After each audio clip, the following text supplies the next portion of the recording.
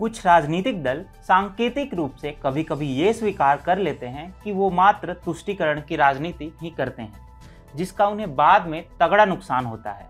उत्तर प्रदेश में 2022 के विधानसभा चुनाव को लेकर मंच धीरे धीरे सजने लगा है। महत्वपूर्ण बात यह है कि इस बार सभी राजनीतिक दल ब्राह्मण वोट बैंक को साधने में जुटे हुए हैं, क्योंकि इन सभी का अपना वोट बैंक बिखर चुका है। बीएसपी भी ब्राह्मण वोट बैंक को लेकर सभी हथकंडे अपना रही है, किंतु बीएसपी के उत्तराधिकारी के संबंध में मायावती ने अपने ब्राह्मण चेहरे सतीश चंद्र मिश्रा को नकार कर अपने किए कराए पर पानी फेर दिया है। मायावती का यह कदम उनके लिए ही विधानसभा चुनाव में मुश्किलें खड़ी कर सकता है। नमस्कार, TFI पर आपका स्वागत है। मैं अभिनव आज आपको बताने जा रहा हूं कि कैसे मायावती ने अपने एक बयान से अपने सबसे निकटतम सहयोगी और चुनावी सेना के सेनापति सतीश चंद्र मिश्रा की पीठ में छुरा घोंप दिया है, तथा कैसे उनका यह बयान उनके ब्राह्मण वोट बैंक को समाप्त करने में एक अहम भूमिका निभाएगा। एक प्रश्न हमेशा ही चर्चा का विषय रहता है कि मायावती के बाद उनकी पार्टी का क्या होगा, अर्थात मायावती का उत्तराधिकारी कौन। इस प्रश्न के संबंध में अनेकों बार प्रश्न हुए, किंतु अब जब जवाब मिला है तो वो बीएसपी के लिए ही मुसीबत बन गया है। एबीपी न्यूज के एक कार्यक्रम के दौरान जब बीएसपी में नंबर 2 माने जाने वाले सतीश चंद्र मिश्रा से प्रश्न किया गया कि मायावती का उत्तराधिकारी कौन होगा, तो उन्होंने सवाल सूझबूझ के साथ टाल दिया और कहा कि उनका मुख्य लक्ष्य अभी चुनाव ही है। बीजेपी पर इस तरह की अफवाहों को मढ़ते हुए उन्होंने कहा कि हम लोग इन बातों में नहीं आने वाले हैं। इस तरह की अफवाहें भाजपा वाले फैलाते हैं। वहीं बीएसपी में मायावती के उत्तराधिकारी के रूप में सतीश चंद्र मिश्रा के ब्राह्मण चेहरे को देखे जाने के प्रश्न पर भी उन्होंने किनारा कर लिया। इस सवाल पर सतीश चंद्र मिश्रा ने कहा कि मायावती जी ने हमें ही नहीं बल्कि हमारे समाज को मान सम्मान दिया है और उन्हें मुख्यमंत्री बनाने के लिए हम खड़े हैं।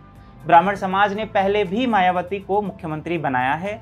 इस बार देखने को मिलेगा कि कितने ब्राह्मण मायावती को मुख्यमंत्री बनाने के लिए आगे आएंगे। स्पष्ट था कि मुख्यमंत्री एवं बसपा के भविष्य पर वो अकेले कुछ नहीं बोल सकते थे, जो कि सही भी था, किंतु इससे मायावती काफी असहज हो गई। मायावती को लगा कि उनके उत्तराधिकारी की बात के साथ ही सतीश चंद्र मिश्रा का नाम चलने लगा है, जो कि उनके भतीजे आनंद के भविष्य पर खतरा डाल सकता है। ऐसे में वो उत्तराधिकारी की बातों को ही खारिज करने पर उतारू हो गई। उन्होंने अचानक से प्रेस कॉन्फ्रेंस कर कहा कि मेरा स्वास्थ्य अभी ठीक है, आगे आने वाले समय में जरूरत पड़ी तो उत्तराधिकारी जरूर बनाऊंगी, लेकिन वह केवल दलित होगा। दलित के वोट बैंक को साधने के प्रयास में उन्होंने अपनी बात को पुनः दोहराया कि जब भी उत्तराधिकारी का चयन होगा दलित समाज से ही होगा। सतीश चंद्र मिश्रा एक मजे हुए राजनेता हैं। उन्होंने उत्तराधिकारी वाले प्रश्न पर आसानी से टाल दिया था। इसके विपरीत मायावती का उत्तराधिकारी के सवाल पर असहज होना उन्हें भारी पड़ सकता है।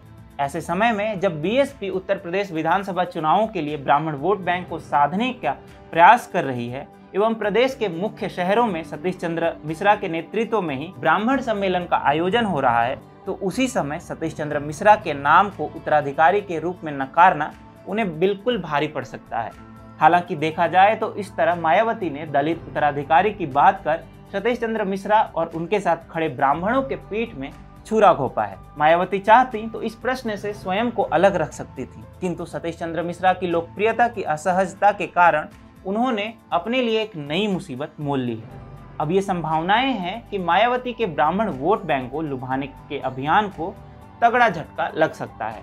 मायावती ने अपने हालिया बयान से यह भी स्वीकार कर लिया है कि वो ब्राह्मणों का तुष्टीकरण कर रही है एवं उन्हें उनके हितों से कोई खास मतलब नहीं है।